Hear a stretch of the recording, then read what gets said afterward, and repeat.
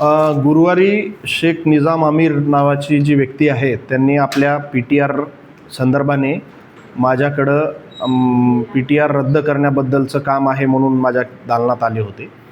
आमची मान्सूनपूर्व आढावा बैठक सुरू होती कार्यालयीन कर्मचाऱ्यांची. त्यामध्ये मी त्यांना सांगितलं की आपला जो काही विषय आहे त्या संदर्भाने नगरपालिका कारवाई करत आहे आणि केली पण आहे.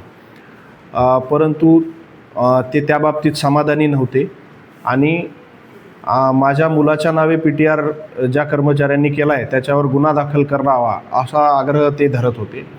याबद्दल चौकशी करून कार्यवाही करू असं सांगितल्यानंतरसुद्धा त्यांनी माझ्या इथं हुज्जत घातली आणि अरेरावीची भाषा वापरली आणि कार्यालयीन कामकाजामध्ये अडथळा निर्माण केला.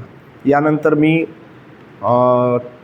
आमचे जे इथं बसलेले कर्मचारी होते त्यांना सांगून त्या दोन्ही गृहस्थांना बाहेर काढायला सांगितलं.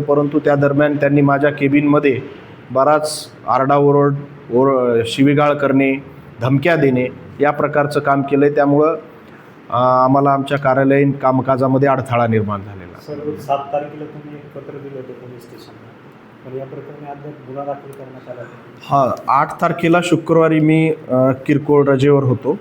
त्यानंतर शनिवार रविवारच्या सुट्ट्या असल्यामुळे आज सोमवारी पोलीस स्टेशनला जाऊन त्याबद्दल रितसर FIR दाखल करण्यात येणार आहे. आम्ही त्यांना प्रत्यक्ष तक्रार दाखल करायला बोलवत आहोत. त्यांनी मान्य केलं आहे की आम्ही प्रत्यक्ष तक्रार दाखल करायला येऊ, परंतु त्यांचं आतापर्यंत कोणीही तक्रार द्यायला आलं नाही. त्यांचा प्रतिनिधी वगैरे सुद्धा येऊ शकतो आणि त्यांनी यायला पाहिजे.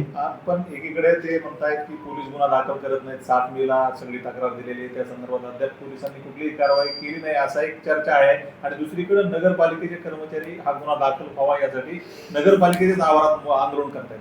अजिबात गरज नाही अशी आंदोलन करण्याची. ते तर आमची सरकारी लोक आहेत. आपण तर सर्वांच्या तक्रारी घेत आहोत, सरकारी लोकांच्या का नाही घेणार? आणि यामुळे कामाचा वेळ वाया जातो. आंदोलन करायची गरज नाही. लोकसेवेसाठी आम्ही सगळेजण आहोत. आंदोलन करायची तर अजिबात गरज नाही. वेळ वाया जातोय नाही.